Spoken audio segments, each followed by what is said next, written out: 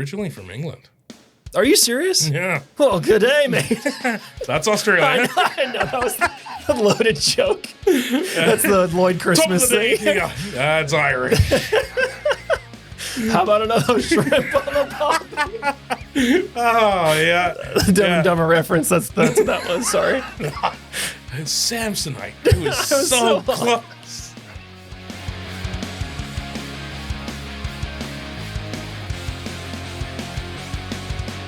What's going on, guys? My name is Ryan Snaadt. It rhymes with odd, and welcome to the Rhymes with Odd podcast. We're back here in season 2, sitting down with Dave Makin. Dave, welcome to the podcast. Thank you for having me. Did I butcher your last name? Did I say it right? Yeah, no, perfect. Okay, cool. I'm the last name wonder. I've got the weirdest last name. I always mess up names. Well, so Dave, we're going to be talking a lot of stuff, business entrepreneurship, kind of your journey through starting an agency, exiting an agency, your obsession with Sasquatch, all the different things that make you the man, the mystery that is Dave. So appreciate you for coming on the pod today. Yeah, no, thank you.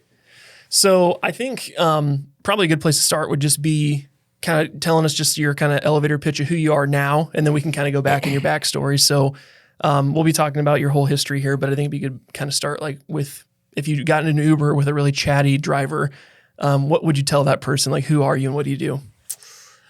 Well, for a while there, it was strictly kind of more of a fractional CMO. So people would say, what's a fractional CMO? And I would say it's kind of like a full-time, part-time job. So I don't really work for anyone full-time. It's multiple different clients all kind of working as their chief marketing officer on a part-time basis. But excuse me. So since then, we've kind of more evolved back into really just kind of a one-stop. Their whole marketing department is outsourced to us. So they focus on their business. We focus on kind of everything marketing. Sure. That's great. I think, and we'll talk about how you got where you are now, but I think that's a good kind of like better understanding of it. Because have you always been in the marketing world, or did you ever dabble outside of this industry at all? I got a degree in marketing years and years and years ago, like when it doesn't even really matter at this point because everything's changed. It's like old Mad Men. They're like, you see, I got a tuxedo on. Yeah, right. People are stupid. Here's some tryptophan. Telling stories with the little clicker and the Kodak. And yeah, no, I worked with Don Draper. Okay, yeah. So that's what I thought. I couldn't see you wearing a tux, but to work especially. But no, wait. No. Oh, this whole thing? This is my pajamas. What are you talking about? I wore the T-shirt with the tuxedo and the Jack Black version of a tuxedo. Exactly. Yep. And some sweatpants. No. So I got a degree, and then I found shortly after I graduated, I ran into something I don't think is uncommon just for me, but the industry would say, okay, you have a degree in marketing. Do you have any experience? I said, well, I was getting a degree in the subject. And they said, well, we'd like real life experience. And so that sent me on a course of working in sales for a lot of years, which is almost parallel to marketing. So I was in sales for a long time. And I think that's really kind of where I kind of started to understand the fact that people really don't buy things based on facts or logic or anything like that, or it's all emotionally based, right? So there has to be an emotional connection with something. And if you don't have that, doesn't matter how much sense it makes, they're not going to do it, right? So then, what's the best way of making people feel something? It's through stories, right? You can kind of give them the feels through a compelling story. So that's where I just decided, well, I kind of realized, could have been fired so many times, I'm a really bad employee. I'm too opinionated to work for other people. So then I started the agency with the concept of really being storytellers, right? How do we take tech, which was obviously a big part of marketing, but then also bring back kind of that story. And then being a sci-fi nerd, I named it Nexus 6 because the replicants in the movie Blade Runner were these kind of perfect blends of technology and this human element. And so those kind of perfectly blended, and they were a model Nexus 6 in the movie. That's perfect. No, I love it. Did you grow up in Iowa? Are you from Iowa originally? Originally from England. Are you serious? Yeah. Well, good day, mate. That's Australia. I know. That was a loaded joke. That's the Lloyd Christmas thing. That's Irish. How about another shrimp on the poppy? Oh, yeah. Dumb and Dumber reference. That's what that was. Sorry. Samsonite. It was so close. I love that movie. So we're in England. That's awesome. Yeah. So you have no accent. I would never even guess it. No, I left years and years and years ago on time to see a dentist. There you go. But I've got a little. Yes. But the sound. Now people like listening will know it was actually a joke. No, so I was born and I lived in a little town, little village. It's actually a village now still, called Lim, which is up north between. So if Liverpool's here and then Manchester's here, it's kind of right in the middle. Okay. Yeah. So you grew up in that town, or that's where you're born? Born, and then I was like 6 months old, and we left and came to Canada. Okay. So then I lived in Canada for a while. Then we moved to Seattle, Hawaii, back to Calgary. And then, Calgary, Des Moines, Calgary, Des Moines. What caused all the travel? Were you like an army brat, or what was the deal there? Yeah, so dad was an engineer. Okay. So he was always building something new. So we just kind of had to tag along with him. Sure. What's the biggest difference in? I mean, you don't remember obviously England because you're 6 months old, unless you have some kind of weird memory. No, not from that condition that you like remember everything. I was pretty well comatose at the time. Right. What's the biggest difference between like here in Canada versus, because like Hawaii is like its own country, its own culture, you know, what's the biggest differences that you've noticed from the Midwest to those two places? I think Americans on a whole, and I can say this because I'm now American, I'm a citizen now. They're a bit more animated than I think most Canadians are. Just kind of like, you know. So, and it's funny because I moved up there with my now wife, but we moved up there when we got engaged, and then she spent 5 years there, and she came back and she's like, I swear so much more now that I've lived in Canada, coming back to the U.S. And like, she's like, I can't believe how much people swear up there. And it's not like offensive. It's just, just interjecting sentences. And I was like, I never even thought about it. But yeah, you do. It's just, but yeah, no, it's overall, I think it's just, it's weird because it's a bit more European than it is kind of American. They're probably more closely related to like more European culture. Mm-hmm. The French and the Spanish are like, just taking it easy. Sure. Italians just rolling around on Vespas. What part of Canada? You said Calgary? Yeah, so Calgary. What is that, western? Yeah. Okay. Yeah, so my Canadian geography is like not there. No, you're pretty good. Okay. It's pretty good. It's north of Montana. Okay. So yeah, we lived just kind of right outside of the Rockies. Okay. Did you do any like traditional Canadian stuff, like ride a moose around, go sledding, ice skating? Well, you don't fuck with a moose. Seriously, they're that's one thing. If you see a bear, you just kind of just walk the other way. Right? You're like, oh, there's a bear, and then you just leave. With a moose, man, you don't have that option. They're assholes. Mm. They'll follow you with the intent of like killing you. Oh, geez. Yeah. No, moose are the worst. I know bears, you got to get big and make noise, and they get kind of scared. Or other animals, you run. Like, what's the diagnosed solution to survive a moose sighting in Canada? Well, yeah. So I mean, that's the thing is you just like they'll chase you and you'll go up. Like if you climb a tree, they'll just wait there for you. Like if you piss them off, they'll follow you with the intent. It's like kind of like a John Wick scenario, right? Like, if you got on their wrong side, they're just coming for you. Sure. But you'd think you'd have to like kill the moose's dog for them to then slaughter the entire village of people. Yeah, I know. No, like something to set the guy off. No, just look at him the wrong way. You do. You just, especially if they've got young, right? Oh, yeah. But I mean, that's like most animals. But they can swim underwater too. Oh God, you can't get away. No, and the water's not warm in Canada. No. It's cold. You're in a glacier lake being chased underwater by a moose.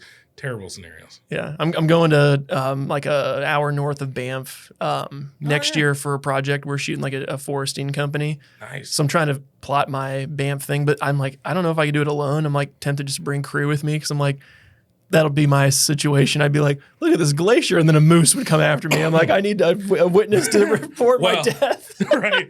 Well, I mean, that's the thing, right? As long as you're kind of aware and you're looking around, the biggest things out there is like kind of mountain lions, right? Mm-hmm. Is because you won't even know that they're around, but they follow you. Like if they sense that you're kind of weak or by yourself, they'll just follow you for hours and wait until you're not suspecting, and then they'll eat you. Sure. Like, awful. See, here in Iowa, just you might have your car messed up by a deer because they decided to jump in front of it. I think in high school I killed 4 deer with my car. Good Lord. And my buddy was a hunter, and he'd get up like 4 a.m. and go out deer season. He'd be so tired in the morning at school. I'm like, you get anything this morning? He's like, no. I'm like, I got one on the way in. It's on the side of the road if you want to go get it. Like I was actually just driving here and I saw like there was a deer on the side of the road, and they either look like they're just having a nap, right? Or they've completely exploded. There's no real just like, oh, that one looks a bit messed up. It'll just like. Have you hit a deer before? No. Oh, seriously? Yeah. Okay. I've hit 6 in my life. Jesus. And my first one I hit, this is a funny story. So I was coming up over the crest of a hill. I was like sophomore in high school in my Pontiac Grand Prix coupe, and coming up over the hill, and my car was kind of slowing down, so I kind of goosed it to get it up over the hill. Right as I crest the hill, this huge buck jumps right in front of my car, and he looked right at me, and I hit it, and it went end over end 3 times and hit a tree and just exploded. It just turned into like deer pudding everywhere. And I was just like, and I was free because the first time he was like 16. So I pull over, call my parents. I'm like, oh my gosh, I just hit a deer. And they're like, are you okay? Yeah. Is the car okay? And I check, there's like a dent in the front. I'm like, that's crazy. There's a dent. And they're like, is the deer okay? And I look in the woods. I'm like, deer's dead. Right. He's gone. Yeah. And they're like, just come home. I'm like, okay. And like that, I think I killed 2 deer that year. And then like I've had other ones throughout the year. So now it's like, I'll see him and I'm like, don't do it. Because I drive a Jeep. I'm like, I will win. Yeah, you won't make it. I saw that outside when I pulled in. Yeah, I'm like, you won't make it. Yeah. You'll die. So anyway. I mean, in high school, we hit some guy with our car. And then we just... Did he explode on his back? No. We thought he was dead and we were freaking out. And I think we dumped his body in the harbor. But then ultimately, it was like a year later, he came back and killed all my friends. I'm like, it sounds like a horror movie plot that I've seen. I know what you did last summer.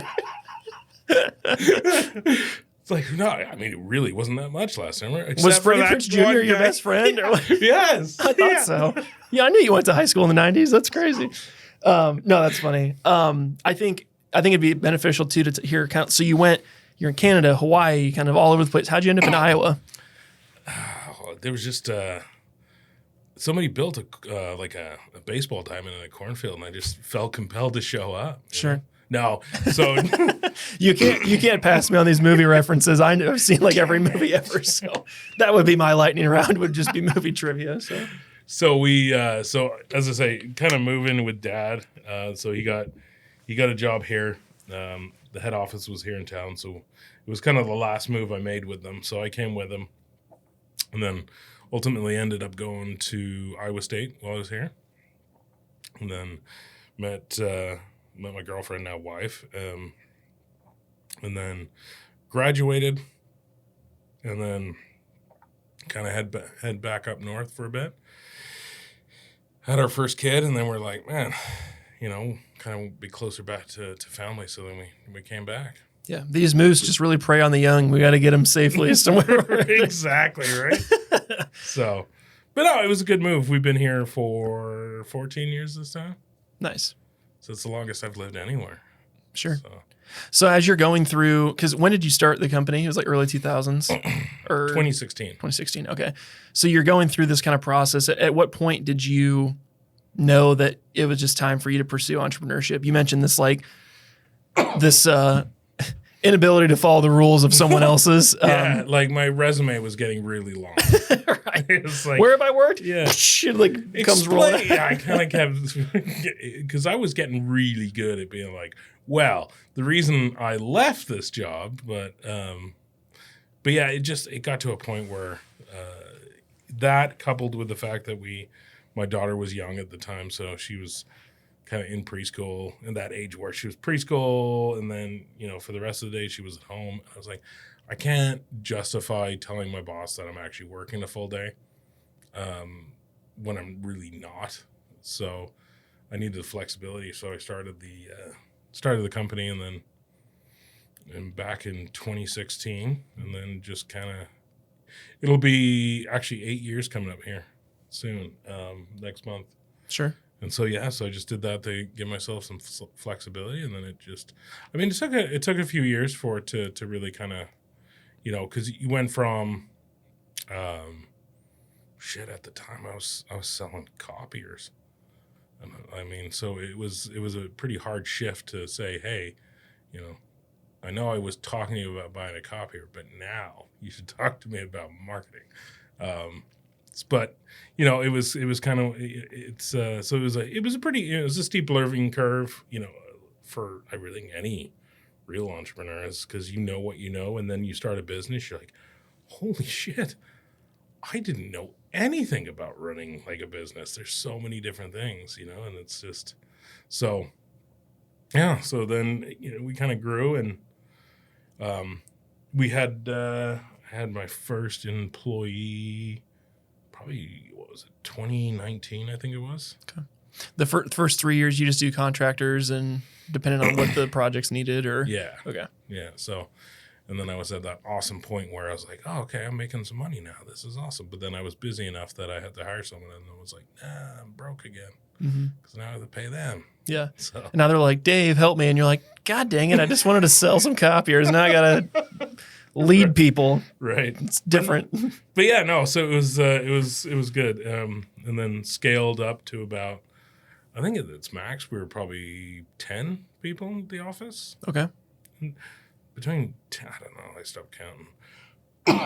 But yeah, so we had just almost a dozen people there at the company, and we're doing some pretty awesome things. But I guess I just got to a point where I was running the business and I wasn't really doing what I kind of wanted to do in the beginning, which was kind of just coming up with these outlandish concepts of how to promote people's businesses, Sure. And I was like, I'm not creating anymore. I'm just, making sure that the business operations kind of go, and I don't know. So then I sold it to Phil at the beginning of this year. And so he took over, and then I just kind of started up my own thing again. Sure. Well, and as you're kind of going through this process, you're building the company up. What was kind of the focus areas for you in terms of like service offerings? Because marketing's a big offering. You can do paid ads, organic content, photo, video, design, websites, right? The whole kitchen sink. Where did you guys kind of find your niche in that world? Really, it was, there wasn't any. We never really went into something and said, this is what we want to try sell somebody. It was more of what's their story, and what's the best way to tell that, right? So we did a lot of websites, social. We had a videographer on staff, so we did kind of all those more kind of traditional things, but it was still rooted back in, how do we make them stand out and really highlight their individual stories, right? Because again, so that's what it was all about, is to make sure that because even marketers, right? It's just there's something like 200 plus marketing agencies in Central Iowa alone. Like, what? We don't need that many, right? But so like, when you go out and you say, oh, I can build you a website, you're like, congratulations. So can everyone else in town. Right. And so it really needed to be, okay, so we'll build you a website, but first of all, we need to be able to tell what's the actual story. Why do people want to do business with you? No, I totally get that. And I think especially as marketing's evolving, it's not just the tactical, that'd be a fun name if you have another kid. Tactical. Anyway, come here, Tack. I think having... You're going to get a tickle. Right, there you go. His brother's name could be Test.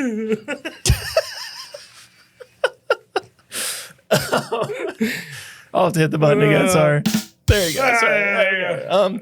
But no, I think the evolution of marketing is kind of wild though, because so many people would just say, well, I need a video, or hey, I need photography, or oh, I need a website. But I think it really starts, the conversation is really shifting to like, why, for what, what application, like it's the going 3 layers deeper than normal. Because I have that a lot of times with my clients reach out, they just reach out about a video. And I'm like, sometimes I'm like talking them out of working with me. I'm like, do you even need a video? Like, I think the real problem is this, that, and the other thing. And that almost ends up working in my benefit somehow. People are like, wait a minute, you're supposed to like be hard selling me something. I'm like, I'm fine. I don't need this project, but I think you need this, that, and the other thing. So it's kind of an interesting like situation, because from your perspective, how's marketing changed from, 2017 or 2018 when you were kind of first coming up to now? I mean, 6, 7, 8 years later. Well, I think the biggest thing for me, because I spend a lot of the new company, is a lot of it is based around kind of AI and how we're kind of integrating that into what we do. And it's, it's crazy because I am not an artist or a graphic designer at all. I can use software to drop out a background of an image and then just slap that image on a Canva or something. But now with AI, it's like I can think of something and I'll say, this is what I want to see. And, get the prompts right. It'll generate the image for you. And you're like, oh, well, this is perfect, right? But it's enabled me to really do so much more that in kind of the past would take, a whole team of people to do, right? A whole team and then weeks for them to get done. Whereas, I can have an idea and then just run with it right away. I think it's interesting though, where AI is affecting things now, because like in a case example, like I'll do a storyboard for a client. Before I'd have to be Google imaging or searching like a woman crying on a side of the road. And Right. you're like, not that woman, this other woman. Now I can literally be like Hispanic 35-year-old woman crying after her husband's been killed in a car accident, and it like literally spits the image out. I know. And then it'll also say like, if you're having mental issues, please call 911. Like, or some of the ones I've done for documentary stuff, it's like, we can't produce this image. This is way too graphic. I'm like, all right, fine, sorry. I'll just like make it up. But Just use Stickman. yeah. Because I know one of the episodes from last season, this is season 2, and season 1, I think it was episode 13, we interviewed with Ryan Dozer. I don't know if you're familiar with him. He's kind of the AI guru locally, does a ton of stuff with that, like consulting and helping companies like Sure. integrate it. In terms of that type of stuff, I know some people are really like scared, like they're just scarcity mindset. What's kind of your thought on AI and how it's going to revolutionize kind of how we do everything in this world? Well, I was actually talking to somebody this morning. I said, it would be like resisting to use machinery and say, no, I want to use an ox and a plow because that's the way it's always, this is because, having a machine, that scares me. It was like, it shouldn't, because now that the guy who's, you're probably, if you resist the change, it just makes you more productive, right? And it's not so much that I think people are going to get replaced by AI. It's your job's going to be replaced by the person who's leveraging the new tools, right? So I think it's awesome. And I agree. I think the case studies are wild too, because like I was different case studies for different industries. Like one was a nutritionist, like a registered dietitian. Before you'd be like, oh, I need to come up with certain recipes for someone, put a grocery list together, and then keep it within a certain budget, and then tell it's like all this work. Now you can literally say, here's how many calories a day, what your macronutrients are. Here's the diet plan. Find me however many different recipes, make a grocery list from those recipes, and then order it on Instacart for me. And it's like done. Like it just literally like poof. Right. And you just saved yourself a bunch of money having to hire somebody to do it, you know? Well, and that's the thing is it enables me to go back to focusing on the strategy on why we're doing the things that we're doing, as opposed to spending all my time on actually producing the things that we're trying to do. And it's an amazing tool. I think it's awesome. Yeah. So, well, and it's interesting how different people leverage it. Like I've used it for software for video editing now, and there's been people in my industry saying, "Oh, it's going to replace video editors." I'm like, "No, it's not. The mindless editing, yes, it will." And who the heck wanted to do that crap anyway? Like, right. Switch the camera, like this podcast, like switch to camera 2, switch to camera 3. Like, I don't want to sit and do that. Now I can have an AI bot just go cut whoever's talking. Perfect. And yeah, I always say treat AI like an intern, like just double check its work, make sure it's doing what it's supposed to. And exactly. So. Right. I mean, that's the thing is it's, so much of it is like everything that I do is it's like, could I do it myself? Yes. Would it take so much more time? Absolutely. So it's just, yeah, exactly. It's like a very poorly paid intern. Sure. And I appreciate them. They still don't get me coffee, but sure. The interns I had before never did that. Sure. Anyways. You just need to be like, ka-chow, like something pops out of your sleeve or something. It'd be like Palpatine's lightsaber going down the nerd thing here. It's treason then. Sorry. Okay, so we kind of got to the current or to the point of exit. Talk to me about, like you mentioned, like you weren't doing some of the things that you wanted to be doing on a daily basis. At what point did you decide like selling the company was kind of the next step for you? Because some entrepreneurs, they're like the freaking captain of the ship. They're going down with this thing no matter what. They're glued to it. Their feet are embedded in the floor. How were you able to kind of split yourself from it and realize like, I can give this to someone else and they can run with it and make it even better than I did before, Yeah. It was, I don't know. It was just, I don't know if there was anything really, it just felt like the time, it was, I know Phil was looking to kind of build something for himself. And, I was just like, it would seem like we'd get a client in, the client would come in, we'd have discussions. Because I mean, when you're kind of a solopreneur, it's like you wear all the hats. But as we started to grow, I started losing the hats, and so originally it was like, oh, I'm the creative director because I could, say, oh, we're gonna do this, this, and this. But then that got pulled away, and then it was like, oh, okay. But so then at some point it was just I was just almost just they referred to me as the eccentric business owner. Right. And so we'd have clients come in and they'd big discussions about what they were going to do. And it was like, I wasn't even a part of it. I wasn't a part of the discussion of like what we think we could do for them. And I was like, but that was my favorite part, but it was like, I was too busy having to do all the other businessy type stuff. So it's like, ugh.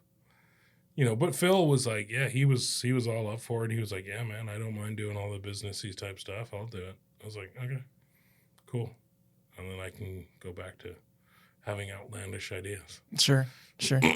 Well, and as you're kind of preparing for that, I mean, you don't have to talk about specific numbers or anything, but just out of curiosity, how do you even go about exiting a company? Because there's so many ways you can peel that onion. Right. Sorry. But it's got layers. Yeah, there's ogres are like onions. But no, I think it would be helpful for people to kind of understand like the nuts and bolts of how that kind of goes about. Because there's so many ways that you can do that, right? You could just sell it outright and you seller financing. Like what's kind of the route you guys went to kind of hand that off a little bit? Well, I think kind of like everything else that I did, it wasn't really all that traditional. It was more of a, cool, here you go. And I took some clients that, I basically just took some clients that I wanted to take, and he assumed basically a lot of the liabilities that were kind of hanging out there. And so it was pretty amicable. It was, we just, he got the staff and kept the majority of the clients that were on the books, and then I just took a few handfuls, and then but that worked out well for me. I mean, it wasn't like, I wouldn't say I got rich off of it, but it was nice. It was, it was kind of a nice, just kind of easy segue. Sure. Did you have to bring in a bunch of like attorneys and other stuff in that, or did you guys kind of keep it pretty simple so it wasn't too crazy? We'd been friends for years prior to that, so okay. It was like, he's like, I know you're not going to do anything to screw me over, and I was like, oh, likewise. So it was just it was really as complicated as signing a couple of things, and here you go, and so that's perfect. I think it's interesting because some people, it's this whole thing, like you talk about private equity firms, or you talk about merger and acquisition law firms, and you get like a Bible's worth of paper and you got to sign every page and dot every T and look at every I. It's like, it can be so complicated, but it could also, like you said, just be a simple situation too. It doesn't have to be super crazy. Yeah. No, and I mean, I don't know. I always say that money changes everything for people, right? As soon as you start introducing money, people start going a little weird. But I was like, I'm really not going to make it weird, like, I'm comfortable, you're comfortable. As long as, I mean, that was the biggest thing for me, is like, I just didn't, I was more concerned if I left, and then, it was like making sure that, again, I think we kind of talked about it before, all the processes. Like, I built the place, so it was kind of, I already knew how I did things and why and blah, blah, blah. So, but the biggest thing for us was just making sure that, if he needed to, I was there to be like, hey, okay, this is where this is, this is how you do this. But yeah, I mean, it's been a year. It's still, we're still, I wouldn't say 100%, but it's good. I know when you're kind of going through that process, what's the biggest thing now that you enjoy the most, and then the thing that you miss the most about being on the other side of it?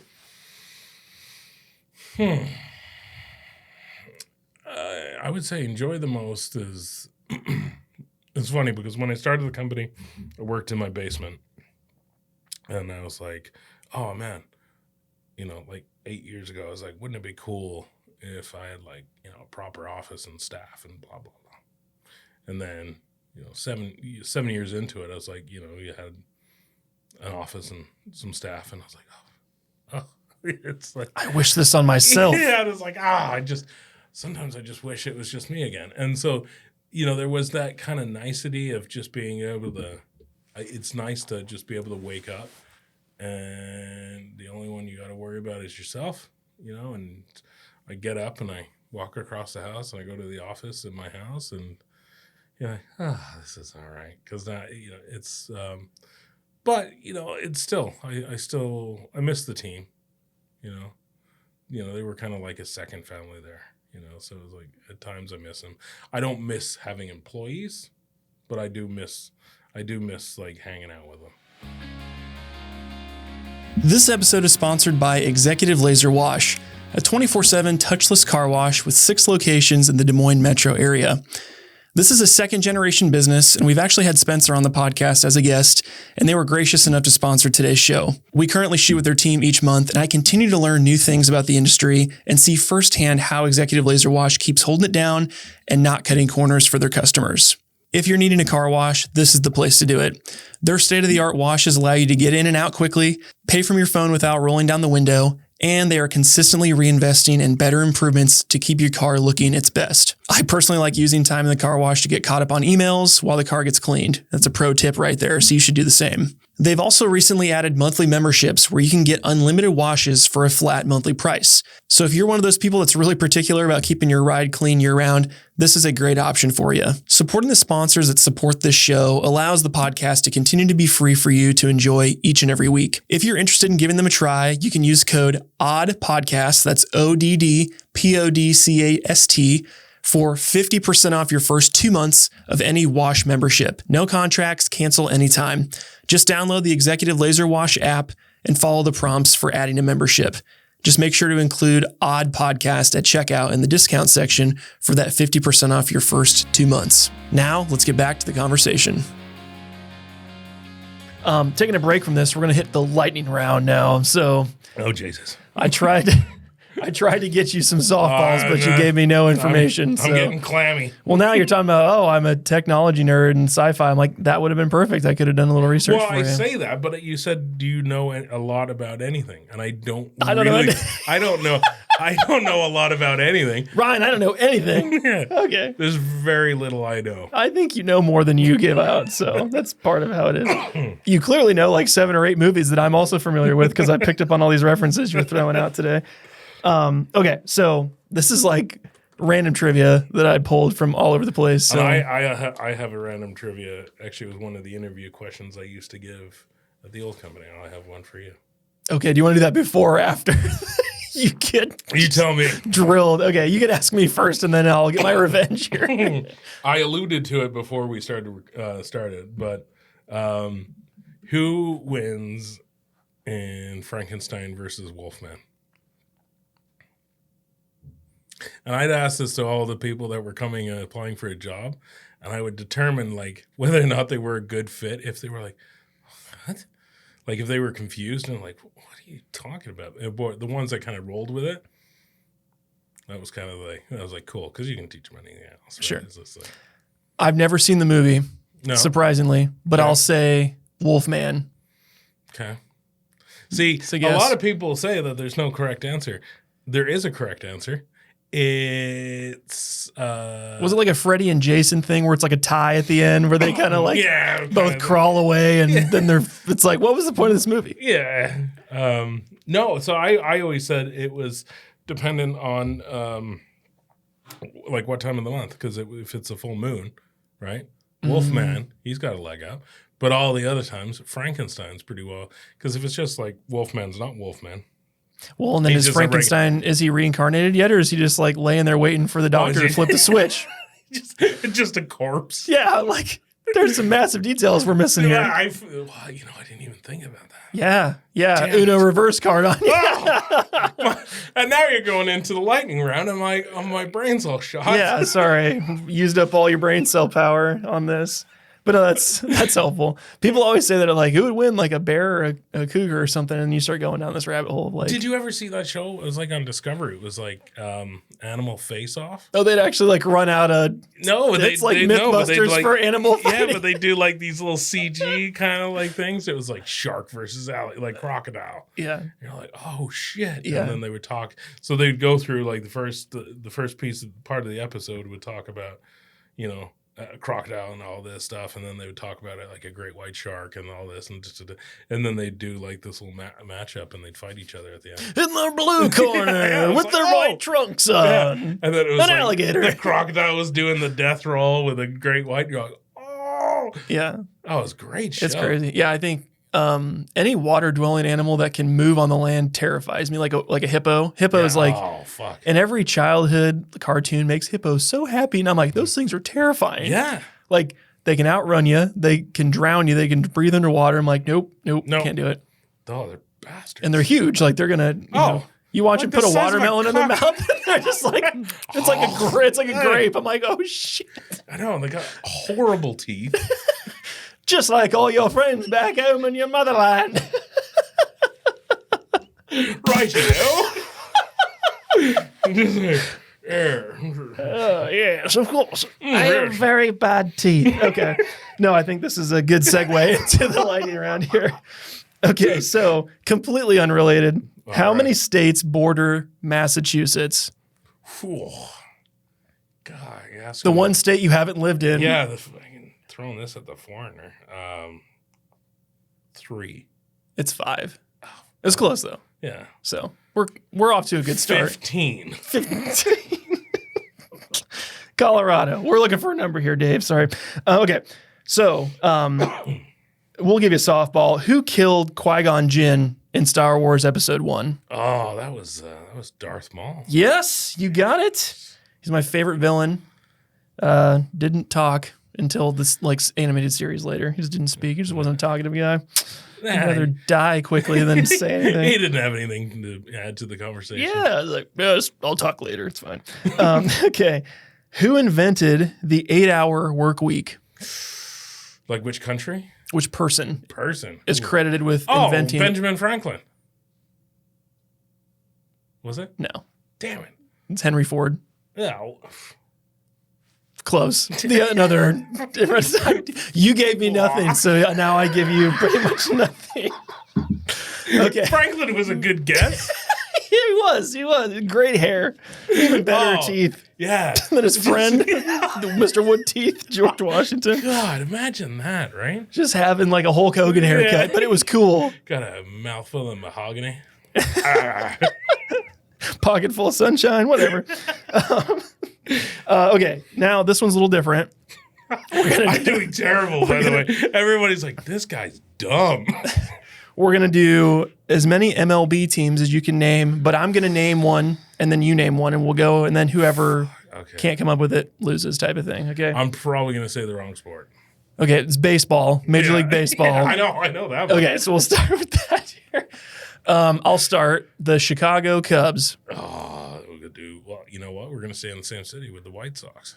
Okay. St. Louis Cardinals. Same color, Red Sox. There you go. Yeah. We'll do the Brewers, Milwaukee Brewers. Oh, shit. Yankees. Houston Astros, yes. I'm picturing the logos. Sorry. Houston Astros. Giants. They like San Francisco. Oh, San Francisco. Okay. I'm like, the football team. No, I got it. The Giants. Yep. Barry Bonds, the playing team. We'll say the Marlins.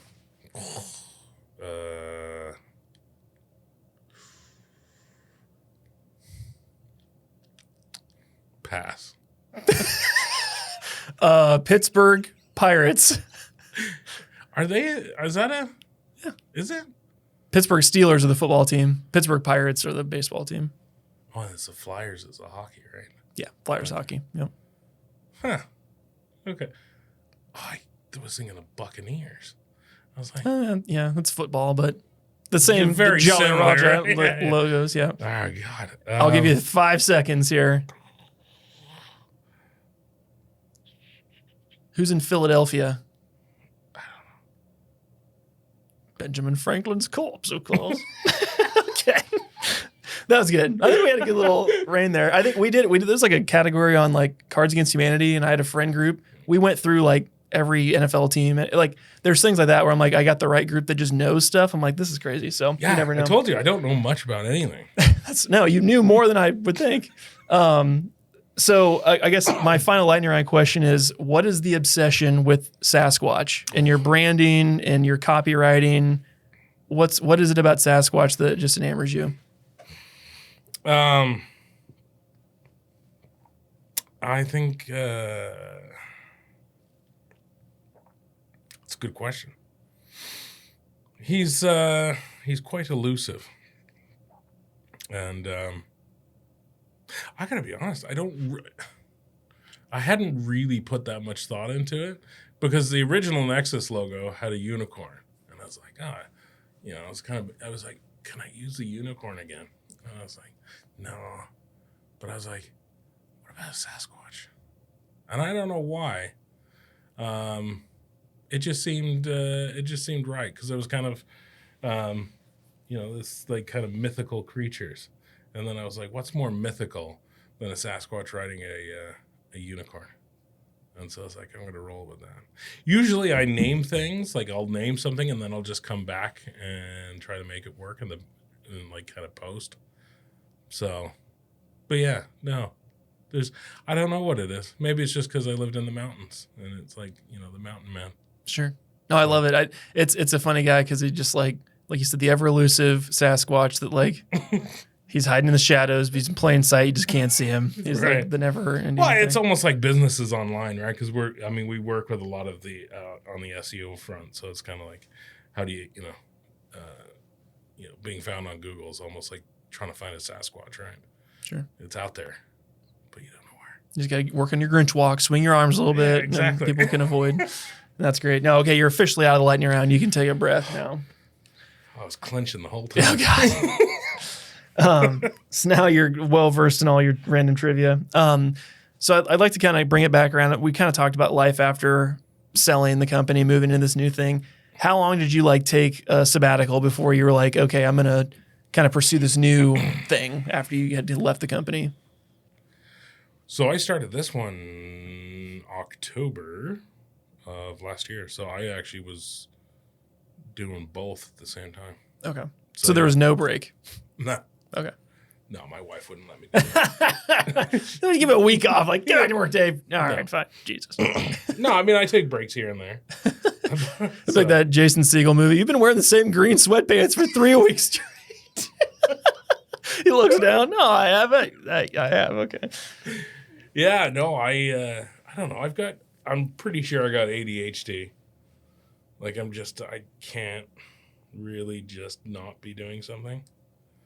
So, I mean, even if I tried to take some time off, it would have been like, I gotta do this. But, I mean, I actually, so the CMO website, I actually built the whole thing while I was in the car and my wife was driving to Carroll.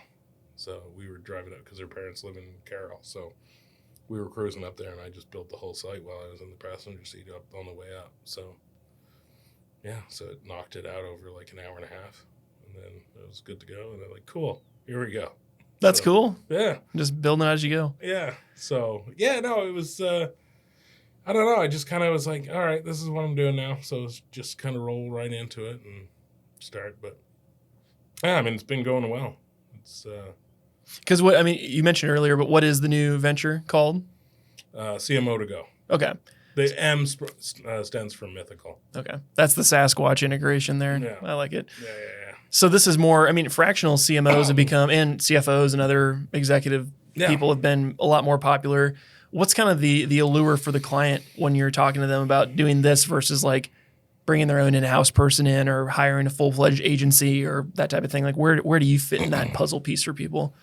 Well, I mean, I always tell them, and I'm kind of blunt with it. It's like I always tell them I'm selfishly kind of invested in their success, right? Because I don't do contracts, right? I just say, hey, we're gonna, I'm gonna be, we'll make this happen, and because if you're not making money, they're less likely to pay me, right? And then that's just gonna be awkward because neither one's happy. Right. Sure. So, or you'll be paid, and their office will be in a cardboard box in an alleyway, and like, right. This is kind of a weird situation. That's the internet out here. This is great. So it's just like, so I just tell them like, kind of straight up. It's just like, plus it's on a retainer basis, so it's just, whatever needs to be done, right? Whereas before it was like, oh well, we have this contract, so we're doing this, and they'll be like, oh, well, can you do this? Well, that's kind of out of the scope. Whereas now it's just like, I don't really care what it is we're doing, how we're doing it. I just need to show results because they need to make more money than they're spending on me, because otherwise then it just doesn't work. So that's most people. I mean, most people seem to enjoy it. Most people are pretty receptive to the fact that I said I want you to make more money so you continue paying me. And they're like, well, that makes sense. I'm like, yeah. So, whereas, I've been doing this long enough that I'm not just versed in one aspect of marketing, right? I kind of keep up with the trends. So it's not like, oh, you have a social media manager or you have, your kind of web developer, right? So it's just like, regardless of what needs to be done, I can do it, or I know somebody that can do it better than I can do it. So is it more of a, you give strategic direction and they go execute it, or is it you give strategic direction and then you have to hire other people or contractors to go fulfill the actual creation of the thing?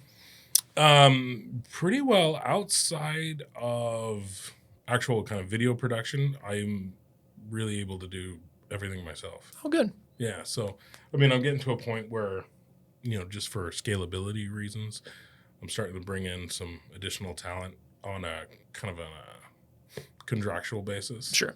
But, for like design, web development, blah, blah, blah, blah, all that kind of stuff, I can just generally knock that out probably faster by myself than somebody else can. But Sure. Well, it sounds like it's keeping those creative juices flowing for you. It's like a new thing every day, you know? Oh yeah. Some people get in the root of like, oh, I love video editing. Then you do it every day for 3 years straight. And you're like, I hate video editing now. It's like, Right. where now it's like you like helping people figure out the, like you said, the secret sauce, the juice, the whatever. Right. But then it's like, you're not just limiting yourself to like, oh, we only build websites and you're trying to use a website as your tool to like fix something that's broken. You can just like use whatever tools needed. Because not everybody needs a website, right? Not Right. everybody needs this, that, blah, blah, blah. And so it's just like, and as I tell people all the time, like, I got one of my clients were getting set up with the Iowa Wild, right? So, we got all this stuff going out over there. So it's like, cool. Like, that's, it wouldn't have been something that the agency would have looked at, right? Right. But it's just like, because I'm not personally getting any kickbacks from it, but I'm like, I don't care, right? Because if they make money, they're not going to, if they make X amount of dollars more this year and they look back and I'm like, well, wow, we had a great year. What was the one difference? Oh, it was Dave. Oh, keep that guy. Let's on. fire Dave. Yeah, it's like, oh, well, now we can just do it ourselves. But, Sure. So as I say, it's just like, I don't care how and where we're making money. And I was telling him, it's just like, I don't care about impressions or likes on Facebook posts because at the end of the day, none of that really makes any difference, right? Likes on Facebook, you're like, oh, somebody liked my post. It makes me feel real good. But it doesn't pay the bills, right? So I'm all about, what are we going to do to actually have you guys actually increase revenue, right? Because that's what it's all about. Sure. What makes you more money and all that stuff. Absolutely. Well, I know even just in a case study, like with one of my clients we have on retainer, we do like every 3 to 6 months, we'll fly down to Oklahoma and film 3-4 days worth of content, do all their social media, their reels and whatever, because they weren't doing it before. Sure. And yes, we can measure success is impressions and likes and follows on, but it's like before we were doing this, you weren't visible online at all. Like no one knew who you were. Right. You have 12 locations, and besides the people that go to the gym there, no one knows who you are. So it's like you just need to be visible, period. That's the first thing. And then we can talk about the next things. But it's like some people, like you said, would say, oh, I need this or that. But just what makes you more money? That's where the strategy comes in, right? Exactly. Right. So, like what's going to move the needle? Because I mean, at the end of the day, we're all in this for the same reason. Sure. Is to, make money so we can buy nicer, newer things. And well, in my case, my wife doesn't yell at me. Sure. But she's actually working with me full time now. Oh, nice. Is she from the marketing world too? No. So she actually worked for the state for probably the last 8 years or so. Doing something cool or? No, she was in the legislative department. Okay. So, like anytime they were trying to put a bill through, she had to code it. Okay. Just awful. Sucked her soul right out. So. Sure. I have a buddy who's a cop that we had him on my podcast earlier, and he didn't want to say that he was for whatever reason. So he just said, I work for the government. And we're all just like, are you like James Bond or something? He just made it sound so mysterious. I work for the government. Right? Oh, that'd be good. Yeah. It's like Jason Statham's my next door neighbor. It's like, whoa. Jason Statham. Be quiet over there. I'm trying to listen to my music. Like, whoa. Why is a British dude working for the Iowa legislature?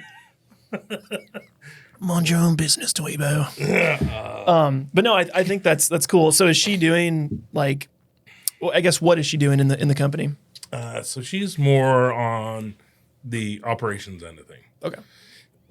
So she works kind of on the company, making sure everything's kind of done correctly. And then I'm more on the kind of client and strategic side. Okay, that's cool. Well, now you can put your hat on that you want to wear, like the creative hat, and you don't have to like, crap, I gotta like to talk to CPA, I gotta like do payroll, I gotta do like, you can just do what you need to do or want to do. It's the worst. And then but you probably know this, working with creative people, they get sensitive if you don't like their ideas. Yeah. They're like, oh, you didn't like my idea. I'm like, no, it's not that I didn't like it. I just we need to think of it a different way. Whereas AI doesn't say anything back to you. Sure. You can be like, you're a dumb bleep, bleep, bleep, bleep. And it's like, sorry, I'll try to do better next time, Dave. No, I think that's good. It's interesting kind of seeing the full circle because, like you said, some people, even yourself, when you're starting, you're like, I just can't wait till this day when you've reached the pinnacle of where you find success like that. Having an agency with 10 employees, like how cool is that? And then you get there and it's like the goalposts move and stuff like that. Right. What was that feeling like when you got to your end zone and you realized like this isn't exactly what I thought it would be? What was that feeling like when you got to that summit of that mountain and it was different than what you thought? Yeah, it was just, I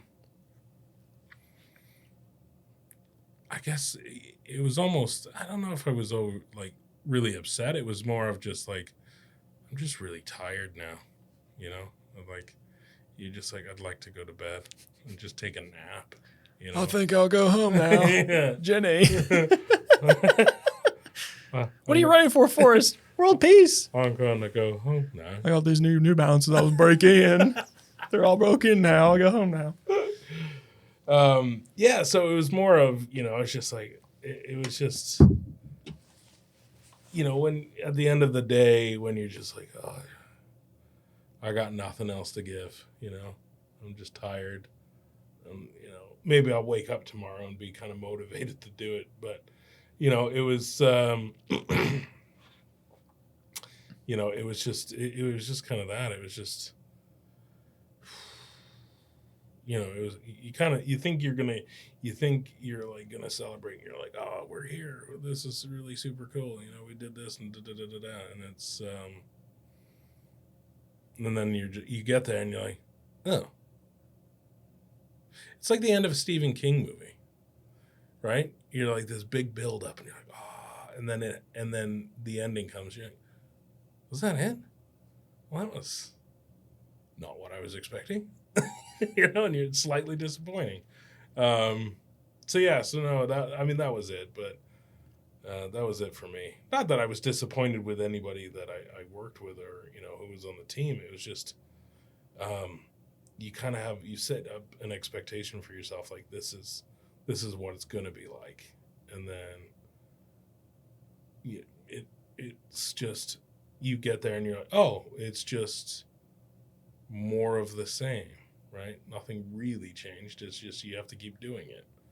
You're like, oh, there's no like, hey, we're here. Someone just need to throw you a pizza party and you'd be like so happy. Right? Yeah, you're like, oh, congratulations. You know, you got that little thermometer thing that you color in with the whiteboard thing. So, but no, it was, yeah. So no, I mean, it was, but it was time. You know, Phil was like, he was eager kind of take over and, you know, kind of start. But I was kind of, he came on with the whole intentions of, you know, making him more of the guy. So people were going to him anyways. They're like, you know, Phil, all this and that and blah, blah, blah. So he was really kind of more running the show anyways. Sure. So, but yeah, no, it was good to see him just kind of take it over and kind of make it his own.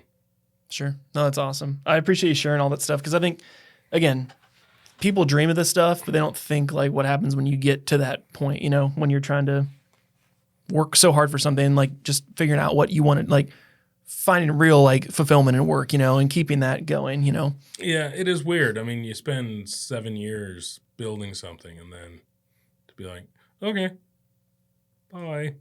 And then you just leave. Yeah. And then it's almost, yeah, I would say the biggest thing for me was that the biggest difference for me was like, you know, not that there was animosity with anyone, but it was just, there was almost a instantaneous kind of, you know, almost disconnect a little bit. Because it was like, okay, well, you're not here all the time anymore. So it's like you come back and you're like, hey, and then everybody's like, hey, Dave. Who's that guy? Yeah, and you're like, so, you know, it was, because I told somebody, I've always wanted to own a business and then show up one day and then the person be like, oh, who's that? And they're like, oh, he owns the place. Which happened actually because I was co-owner of a bar in Newton and we've since moved on from it. But I showed up one day and I was like, she was busy behind the bar, so I was like, I'm just gonna sneak back and grab myself a drink, right? And so I snuck back behind the bar, and she gave me the girl working gave me the dirtiest look, and she's like, "Who is that guy?" And then the other bartender, she's like, "That's Dave. He's like co-owner." And she's like, "Oh my God," I gave him a dirty look. I was like, "Yes." You're just making eye contact, popping the beer open. You're like, and I was like, yeah. I'm gonna, but no. So that was fun. But again, it was it's different, right? And I think just kind of like in marketing, right? It's like, what are the expectations? Mm-hmm. It's like what's your expectations of getting out of this? And then I don't know if I ever really had a clear expectation of what it would look like. So when I got there, it was like, oh, didn't expect this. But then again, I didn't really have any expectations going in. So. Sure. Was there any other business ventures you've done since starting or leaving next, besides your new company you're doing now, like other stuff like the bar and any other stuff like that? So I made some candles. Okay. Yeah. So they were all themed around action movie references. The company's called John's Wicks. No, it seriously is. That's awesome. Yeah. Did you get Keanu Reeves to come to your ribbon cutting? No. That would have been so cool. Maybe his dog could have made it. It would have been cooler, right? I wonder if I still have it rolling. Hang on 2 seconds. Or are you a candle maker by hobby, or was this just too good of a pun to not turn into something legitimate? Well, I saw the first movie and I was like, oh. I'm like, how has nobody kind of started making candles based off this? And then so we started that, and then it was so the logo is actually the logo itself actually is a play on the Expendables, because it was like the skull, and then you've got all the guns around it. But in this one, it starts with like bullets, and then I think it goes into like handguns, and then it goes into candles that go up. So then we launched again.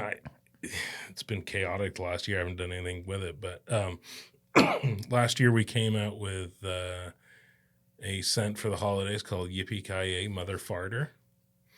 And then we also had one that was based on Predator. It's called Get to the Crappa. So that's been fun. It should have been called Dylan, you son of a peach. And it smelled like peach with the arms flexing on it. See? If you're looking for good intonations, I'll give you one. I'm a cop, you idiot. There is no bathroom, nothing. Eating all the children's lunches. Stop it.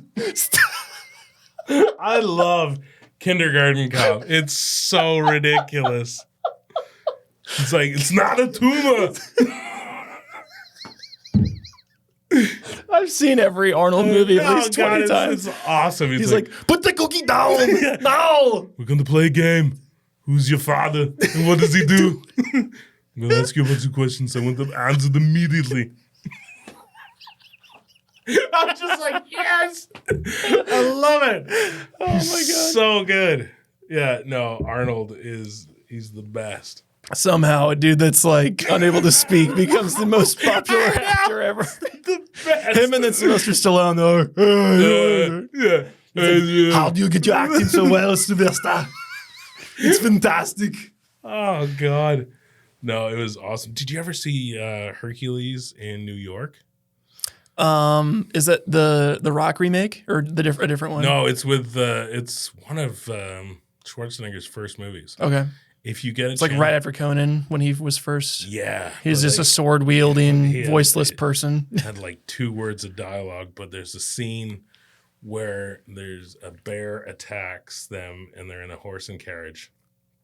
Hercules and this is the gal and a bear who's obviously supposedly escaped from the zoo, but is it a man in a wool suit? It is just a dude in a really shitty bear costume. And he's like, and then she's like, the girl's like, because the bear runs up to the horse and carriage, and then he jumps off, and they have this big fight. and it's just Hercules, and he's like, blah, blah, just punching some guy in obviously a really shitty bear suit. Oh, it's just awful. You got to check it out. It's on YouTube. I'll have to, yeah. Or the one-liners that I swear he wrote himself, like when he throws it in Commando, he throws a steel pipe through Bennett's chest. Yes! Blow off some steam, Bennett. And the dude just hanging there dead with steam coming out of his chest. It's like, I know. did you write that yourself, or is there some like 15-year-old boy being like, this would be funny? I love it. Like all of his one-liners just are so stupid. It's like, God. It's awesome. I've seen him in person before. I've never got to talk to him though. No? I was at the Arnold Classic in Columbus, his bodybuilding sports competition show. 80 sports now. There's like ping pong championships, but obviously bodybuilding's the main thing. But I saw him and he had like more security than a political figure. It was kind of crazy. I'm like, he could probably beat up anybody that come after him. I know he's still like jacked. He's like 85. He'd still probably bench press like a truck or something. So I saw Lou Ferrigno in Vegas years and years ago, and I was walking. He walked past me. Where I was at a convention. I was like, "Oh shit!" I'm like, "That's Lou Ferrigno." So he walked past me, and I was like, "Hey, Lou," because I mean, obviously, like he would respond to me, right? Because and I was like, "Hey, Lou," and he kept walking. I was like, "Lou," kept going. I'm like, "Oh, you son of a bitch." And I'm like, "Just ignored me, huh?" I'm like, "Mr. Big Shot." And I started, like insulting him. He just kept walking. I got back to, I was working there at a convention, and I got back to the booth I was working at. I'm like, what's going on? I'm like, just ran into Lou Ferrigno. I'm like, guy's such a dick. I'm like, I called out to him. I was like, "Hey, Lou," and then he just kept going. And like, dude, he's deaf. I'm like, oh my God. So there's me like, just yelling at this poor deaf man as he walks away. And I'm like, God, I'm an asshole. That's awesome. I saw Pete Rose in Vegas. He was signing cards. Could you imagine that? He was signing baseball cards in a really shitty like sports memorabilia shop I was in. And I'm like, that's Pete Rose. He's trying to get himself in the Hall of Fame. He's like, if I just sign a couple more autographs, I can pay my way in. This will be great. Gamble my way. I hung out with Rick Springfield's dog in Vegas. Jesse's girl. Oh, there you go. Yeah, I like it. No, it's true. Okay. Yeah. It was at the MGM. We were backstage. And we had tickets because the girl we were going with, it was a part of the show. And so we were given this backstage tour, and I saw a dog, and I was like, oh, fucking sweet dog. So I was like, walked in, and I just sat down, and I started petting him, and then it fell asleep, so I read a newspaper. And this guy came up and he goes, "Who are you?" I'm like, "I'm Dave." And he goes, "Okay. Do you know where Rick is?" I'm like, "No."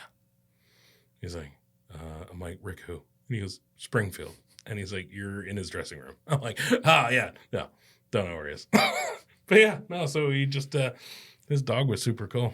That's crazy. Yeah, it's just hanging out. Did you ever meet him, or was it just the dog? No, he came up to our show during the, so the girl we were with, she was a part of the show, but she was sitting at our table, and then part of the show, she was like kidnapped by a gorilla.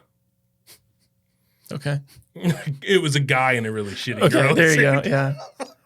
Like King Kong flew in. Yeah, exactly. Yeah. No, so yeah, that was my that was an experience. That's awesome. Kind of wrapping it up here. I think there's been some good pieces here. I think there's some salvageable pieces. We can cut some stuff out. I think it'll be good.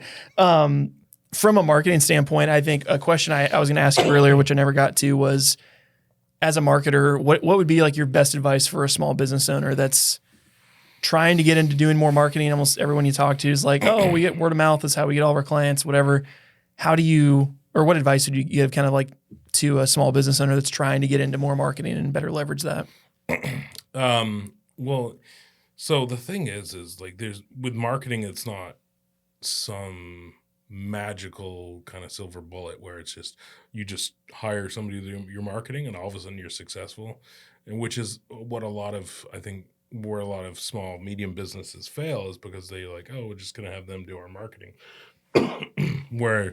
Because there has to be an emotional connection, right?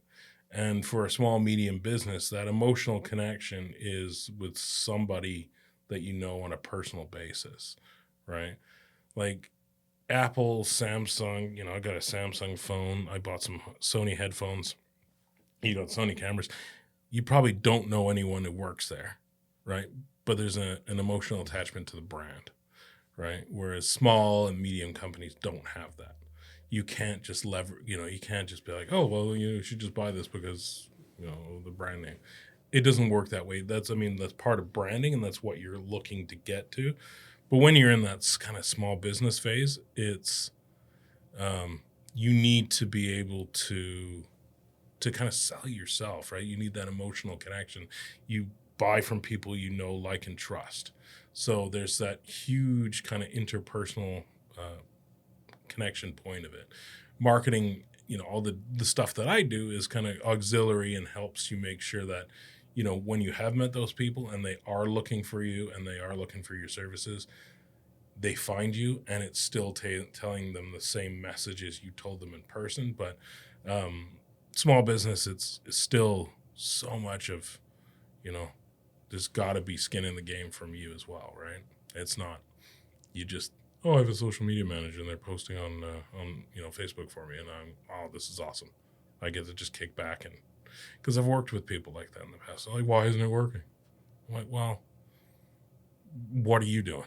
They're like, well, I'm paying you. It's like, yeah, well, that's only half of it, right? That's one piece of a bigger puzzle, right? So it's putting that out there and working it, like building the personal connection to connect on a deeper level with somebody. Absolutely, because nobody's going to say, like, if you called the company something different by a different name, people would still call you and say, hey, I got work for you, right?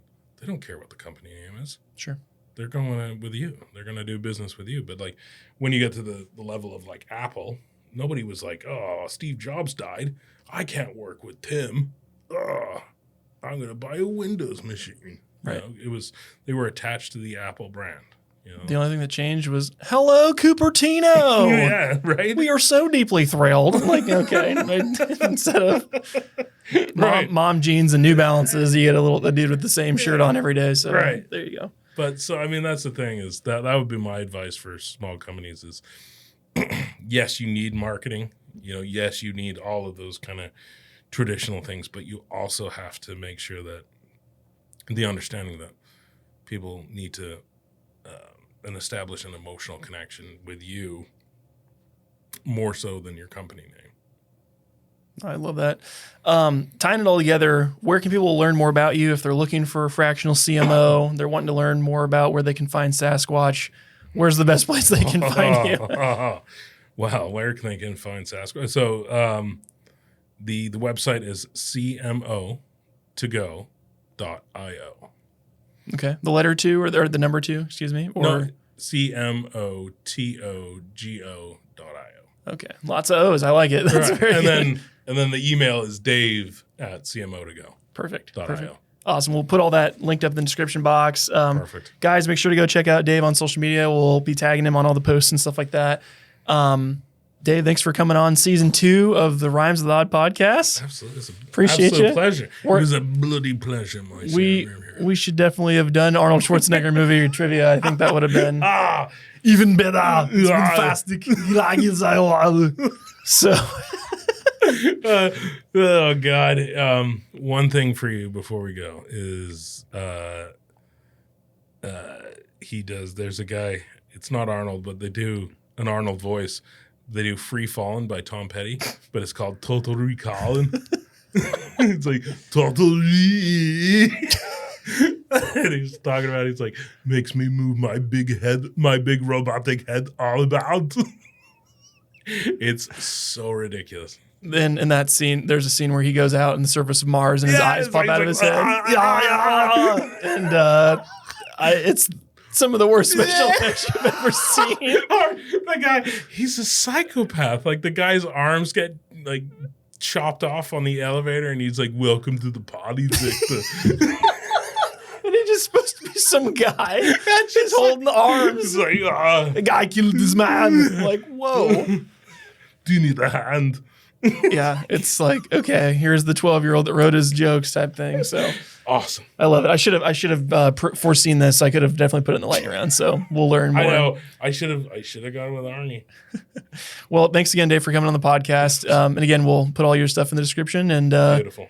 You guys made it through another episode. You guys know what to do. Like, subscribe on YouTube. Check it out on iTunes as well. And we'll see you in the next episode. My name is Ryan Snaadt. It rhymes with odd, and you're listening to the Rhymes with Odd podcast. Peace. Thank you so much for watching yet another episode of the Rhymes with Odd podcast. We really do appreciate your support. If you could give us a 5-star review on Apple iTunes, that makes a world of difference, guys. Also, if you're tuning in on YouTube or Spotify, make sure to subscribe so you don't miss another episode, and check us out on social media. Also, if you'd like to inquire more about our services here at Snaadt Media Group or learn about doing your own podcast for your own business, you can find us at snaadmedia.com. We'll see you in the next episode. Peace.